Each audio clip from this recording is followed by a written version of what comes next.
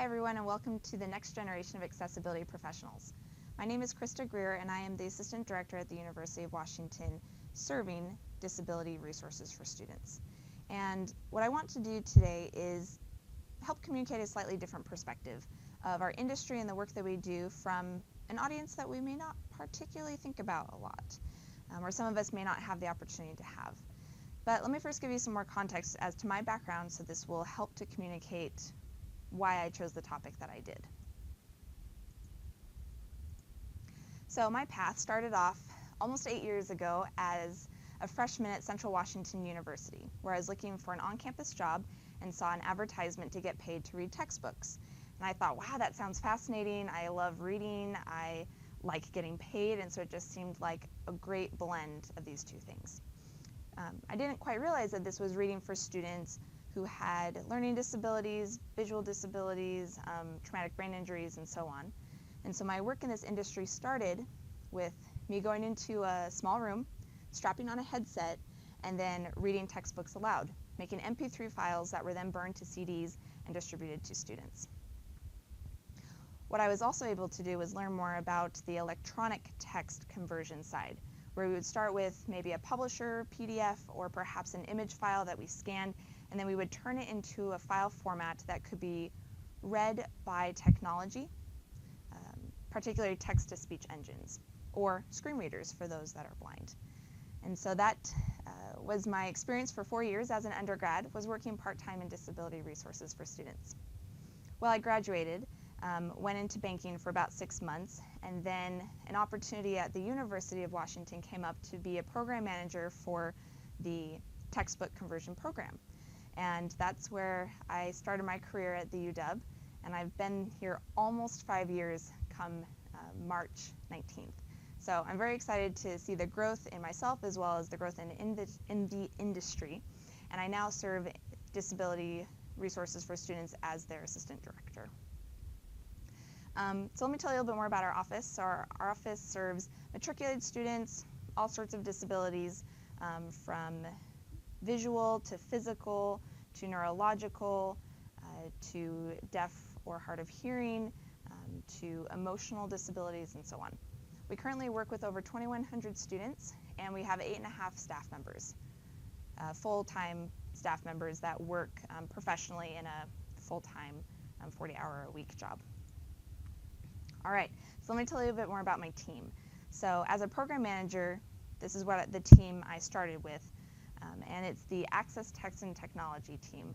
And what we do is really focus on accessible instructional materials and remediating materials or creating materials for students with disabilities. We mainly provide Word documents and PDFs and Braille and large print formats as needed. The largest population of students that we serve at the university are actually those who have learning disabilities or chronic health concerns. And so I want to give you an idea of how much volume that we've dealt with in this past calendar year. And so in the past calendar year, we converted about 721,875 pages, which equates to about just under 5,000 hours of direct work on converting materials. So it's a lot. It keeps us busy. We have a lot of fun while doing it.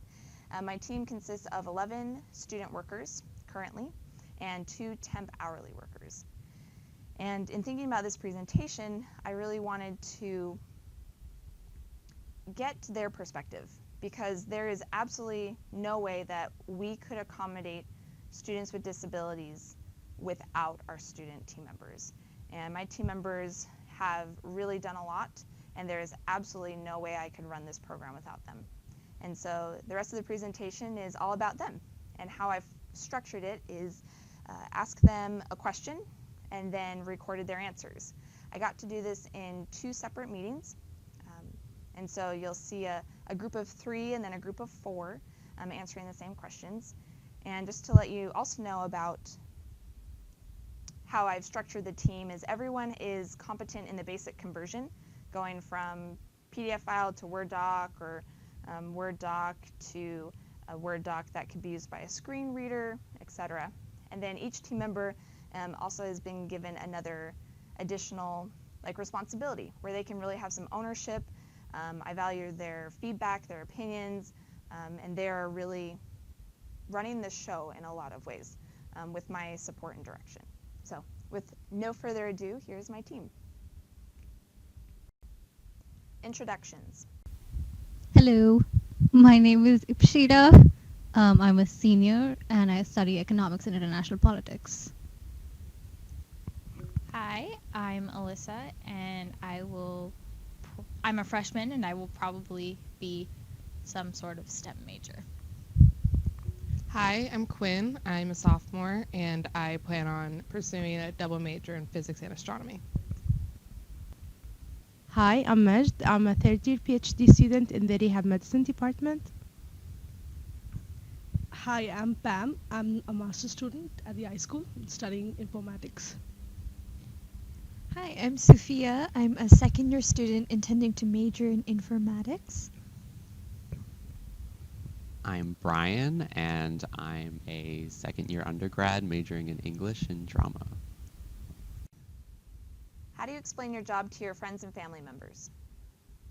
I normally explain that I convert textbooks for students with disabilities, mainly visual impairments and learning disabilities, so that the textbook can be read to them through the computer.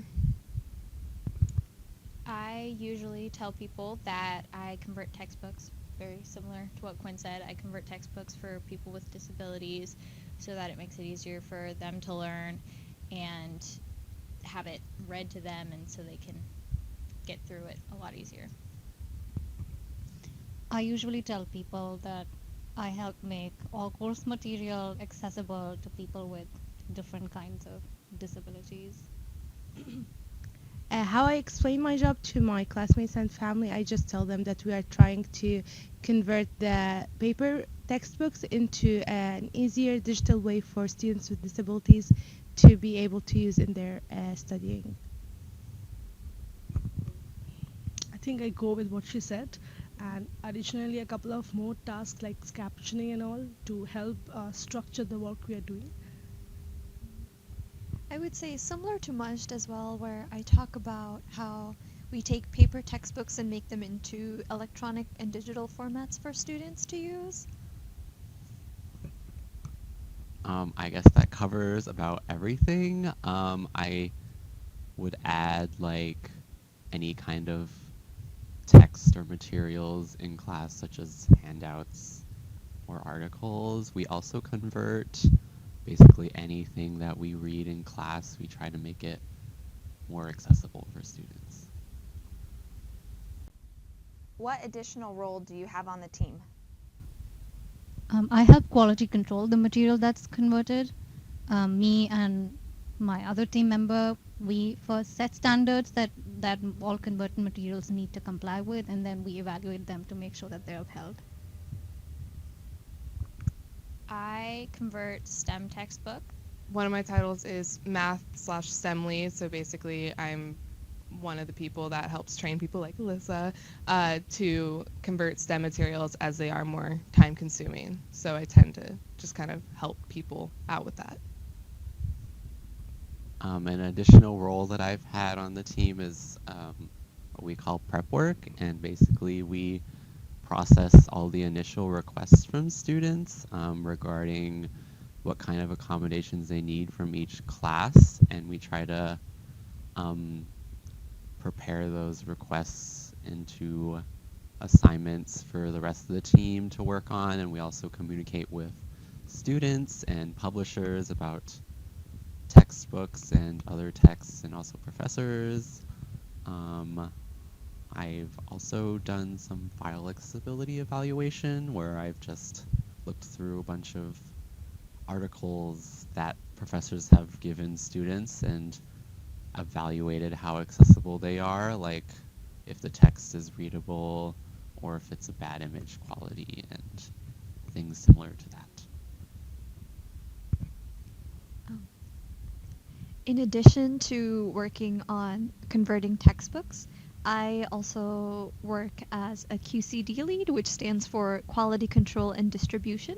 So I work on the the end of things where after we're done converting a book, we have to go through it to make sure that there aren't as many errors that can happen very often, as well as then we make sure to distribute the book in a timely manner so the student can receive it and make use of it. So apart from a couple of text conversions, additional roles that I've played would be helping with captioning work, where you caption different audio files based on if they're captioned or if they're raw, videos. And then I have also helped with scanning physical books into digital formats, as well as evaluating texts, as Brian said, looking for how accessible they are, and like if they're having headings, proper headings or not, how bad or good would the image quality on that, yeah, things like that. Well, I'm also at the prep work team as Brian. So Brian did really do a great job of how we contact publishers and how we really talk with students and professors to make sure that we have all the source files for each class so we can work off that and convert them. What interested you in this job opportunity initially? If I'm honest, I was really interested in the more flexible hours being a student. But then when I started realizing what I was doing, I got pretty passionate about helping people with disabilities get the same resources and the same opportunities that I get. Being in a sorority, I definitely see people who I always kind of recommend, like, hey, I feel like it'd be really helpful for you to maybe apply for this, or maybe this could help. And so I initially was interested in flexible hours, but it's the actual things that we do for students that kept me here.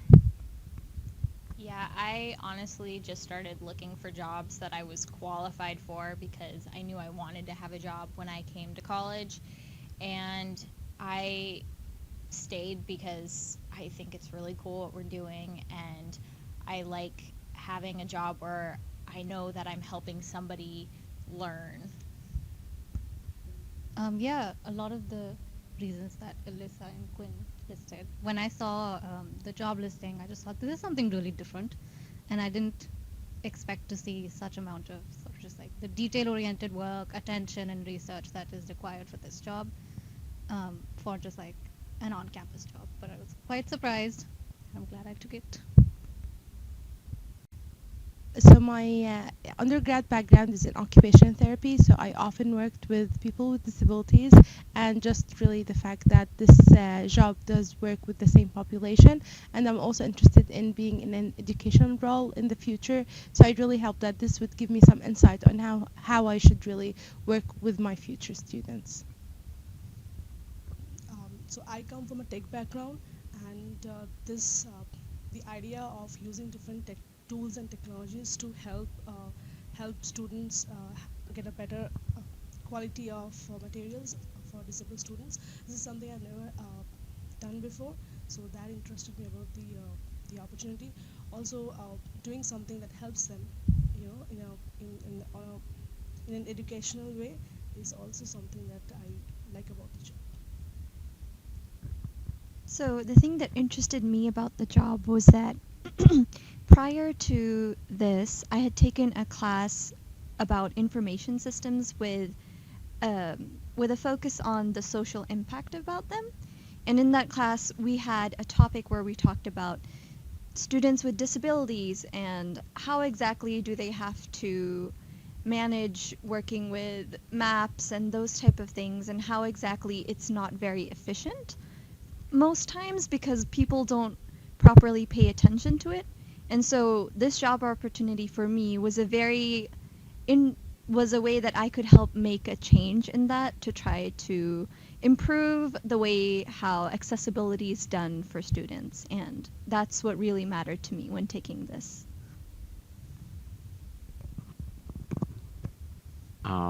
As an English major, this is not actually a job in my field, but what's been keeping me here and what has felt really good about being in this job has been providing students with the equal opportunity to succeed in education, because education is a really important thing for me, and being able to contribute to that has made me feel very good as a person and a student contributing to the school. Why do you choose to stay? I think for me, it's just because of how dynamic the work is, kind of, because we change all our work schedules, the way we do things according to changes in technology, students' disabilities, and it never gets boring. And it's always interesting. I'm learning something new. It keeps me up to date with trends, and as a student, it helps me get out of my little classroom silo. So it's quite practical as well. I think that helps. I like that I'm helping people, and I really like all of the skills that I've learned while I've been here. And this was my first job, and so I'm learning a lot of things about being an employee as well as different skills, especially on the computer. Well, I mean, they pretty much covered a bulk of it. It's awesome to know that you are helping a student learn and further their own education. I'm not gonna lie, this may sound like I'm brown nosing, but also I have an amazing manager, and so it's kind of good to have that, because I hear lots of horror stories of some people who have managers that aren't very understanding, and so that's always good. And I just really like what I do, to be honest. It's fun. I choose to stay here because of the opportunity it gives me to work with students with disabilities and be able to help them achieve in this educational environment. Educational equity is an important thing that we should all strive for, and it's not something that is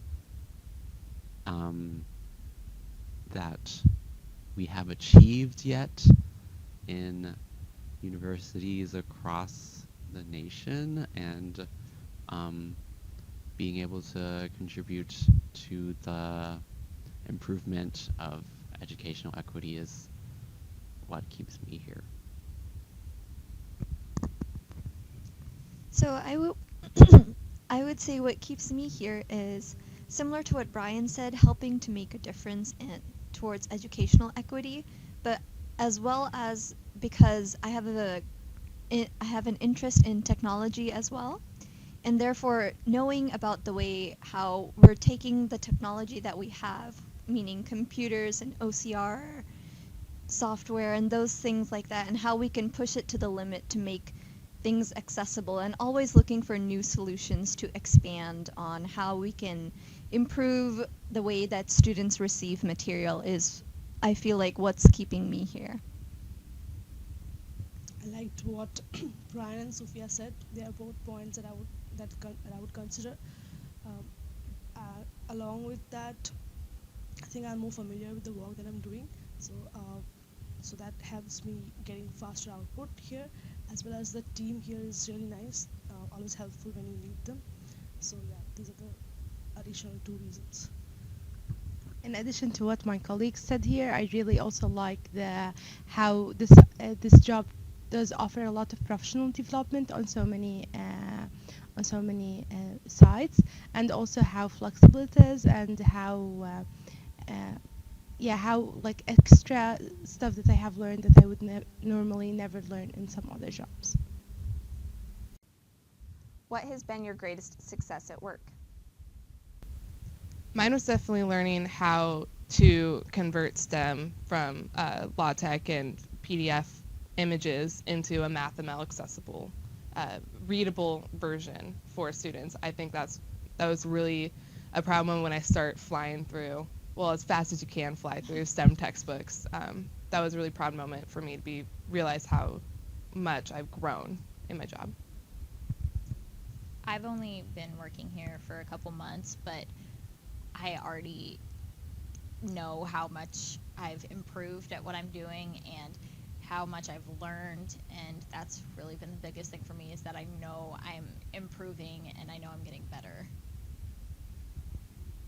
I think I have two things that come to mind. First was just developing new frontiers with EPUB files. So seeing something new which is constantly developing and making sure that it's accessible for other people as well. Um, and then I think secondly, within just this office, seeing how we've developed and made better files, seeing the difference between an inaccessible file and an accessible file, and how those files are also getting more and more accessible in, say, 3 months' time. So developing mechanisms to make sure that that happens and seeing it happen is extremely rewarding. Fill in the blank. At work for the rest of this academic quarter, I'm most excited.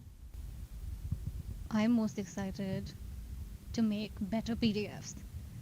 It's been a focus of mine to make sure that we give out better PDFs just because a lot of students request them, they use them a lot, and I've been exploring different ways in making them better in a feasible way, in shorter amounts of time, and for more people. I'm most excited about getting better at STEM textbooks because, like Quinn said, it takes a long time to convert it, and I feel like I'm going really slow right now, but I'm excited to be able to start speeding up and doing better. I'm most excited to see I'm beginning to take more intense STEM courses in my own academic career, and so I'm excited to see how the things that I do here could potentially help the people in my classes. So I'm really excited to see how those connect.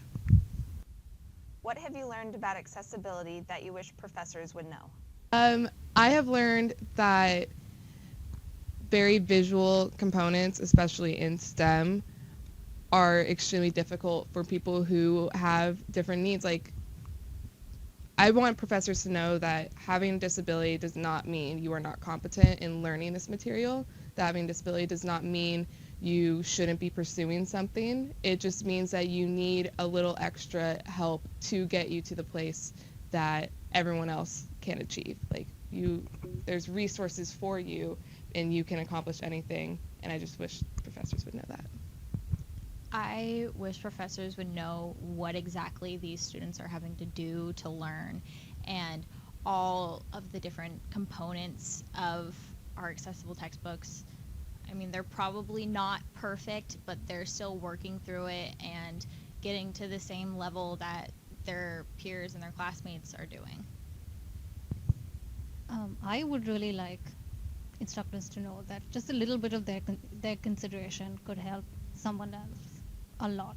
So even if it's something as small as like scanning, so making sure that the scans are clear, they can be OCR'd, uploading them, to websites which are also accessible.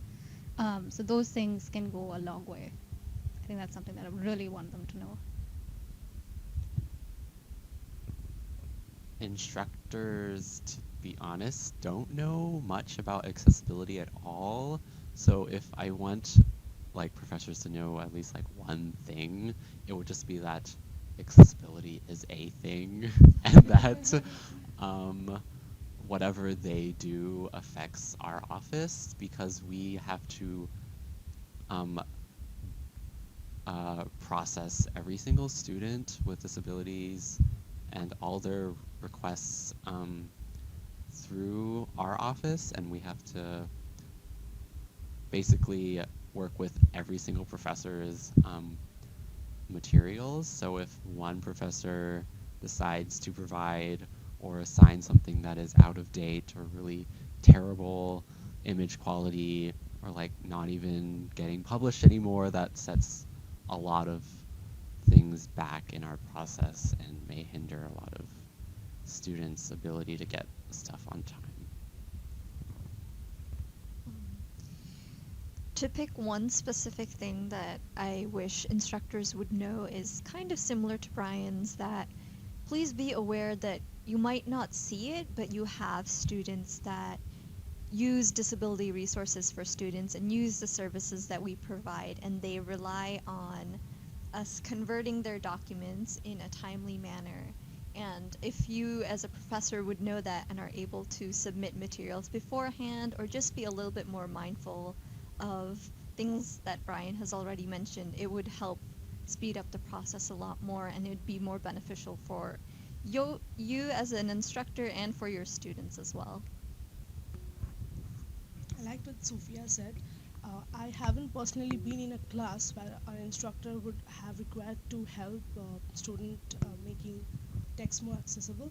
But I think so when we work with the Canvas, right? So I feel that if there is an option on there which tells about this thing that there's an option like where you can go to the DRS office and then get help on helping students making your text more accessible, that would be a good addition. Well, I wish that each professor be more mindful before scanning any page. As a student, I always struggled with every poor quality scanned document, and I found very hard time in actually studying it. And now here at the DRS, I found that the bad quality scans are the most time-consuming things here in our office to convert. Hypothetical situation. Let's say each higher education institution was granted $100,000 to use for accessibility purposes. What would you recommend? I would want them to make sure that their own websites are completely accessible. So, like we use, the class websites, department websites. If they could invest more in technology to make sure that they're accessible, I think that's possibly the one that I would want them to go into first. And then we can, prioritize things later because a lot of things need to be done, but let's start there. Yeah, definitely like more resources for the students with disabilities and just more access points for them and make it as easy as possible, like with what Abshita said, making the websites more accessible. I would want to use the money towards training for faculty, whether that means providing them with the software and the resources to produce accessible content themselves, because I feel that would definitely streamline the process, and a lot of faculty are not aware of ways that they can make things more accessible, or they don't want to spend extra money, which is perfectly understandable reason. So I'd want to use that to help educate and train the faculty. Whose responsibility is it to ensure materials are accessible? I feel it's all of our responsibility, honestly. DRS to help inform like what is accessible and what students need, and like being that bridge between faculty and students for being aware of the resources that they have available, and are willing to work with us faculty for realizing that some people need different formats of things. So I think it's really everyone's responsibility in a different way or sense. I definitely agree. Everybody has some part in making things accessible, and it's not one-sided. Nothing's going to happen if nothing's going to get better for the students if the faculty isn't aware that some of their students do have disabilities and do need more help, and it's just kind of everybody's responsibility to make it work. Yeah, I also think there's a division of labor going on here. I would add another stakeholder and think it's the responsibility of textbook publishers as well to make sure that they have accessible formats, and even things like making sure that the layout is not complicated. A lot of things are not in the background. Those things can also help other people supplement the need here. How can we train people in the future regarding universal design? I'm not sure how would we train people, but I do see the relevance of it. I've noticed a lot of my material that I get, some of the course packs or just articles that are scanned are so bad. I also have to struggle, and accessible materials, once they're made accessible, they are easier to process. So I think if we would reframe the problem in that way, where we can maybe create textbooks in a way which are easier to process for everybody, then we might be able to get more people. interested. Especially on this campus, I think we need to make people more aware that we're here and that we can help them if they need help. And I mean, I've talked to some students and some professors even, and they've asked me where I work, and I say I work at DRS, and they're like, oh, I didn't know that was there. I think it's very important that we, and I'm not sure exactly how we would achieve this, but we just need to get more information out there. We need to really educate just the general population about the resources that are available, and really start tackling the stigma behind mental disabilities or illnesses that there's a lot of stigma behind it. And what? Oh, learning disabilities, thank you. Learning disabilities and like mental illness, because there's lots of stigma behind it. You may not see what's happening, but it's still very real.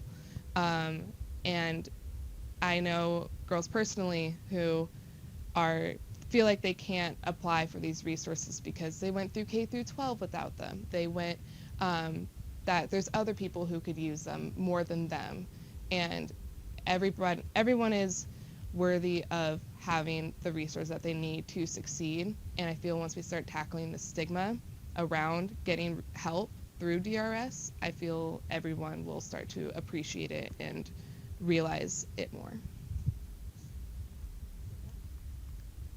So I really think that first-hand experiences are always the best. So, and really striving on equity as we were talking about earlier. So maybe just having the administrative or even students during the orientation or even like following days to experience two different designs, one that is universal and the other that is not necessarily accessible for everybody, and make them just realize how different they are and how universal design can have small effects on everyday life of everybody here on campus. So as students, when we register for classes, our classes get added to our learning system, which is the Canvas. And I feel that there should be some mention of DRS or the facilities that the team provides to help students, something like that on the Canvas. I have never seen that, and I think that is something that directly ties into the equity that this guys was talking about. So I think universal or teaching universal design just in general to everyone would be beneficial because not only is it more organized, and it's also easier on the eyes as well with a lot of regarding the visual aspect. And in addition to that, I also feel like teaching them visual design, especially to students, whether they need it or not, is helpful because later on in their professional lives they might come across an area where it will become very useful to apply universal design, and I think teaching those type of things is very important. I think that our jobs only exist because things are not universally designed. If everything was, we wouldn't necessarily be here, and students wouldn't have to worry about if they can work as efficiently as other students. They wouldn't have to worry about not getting their materials on time or worry about how they're going to read something in a timely manner. And if they don't have to worry about these things, they can actually worry about what matters, which is their education and their school, and that would be true equity, and that's what we're striving for. It's a world where we're not really needed.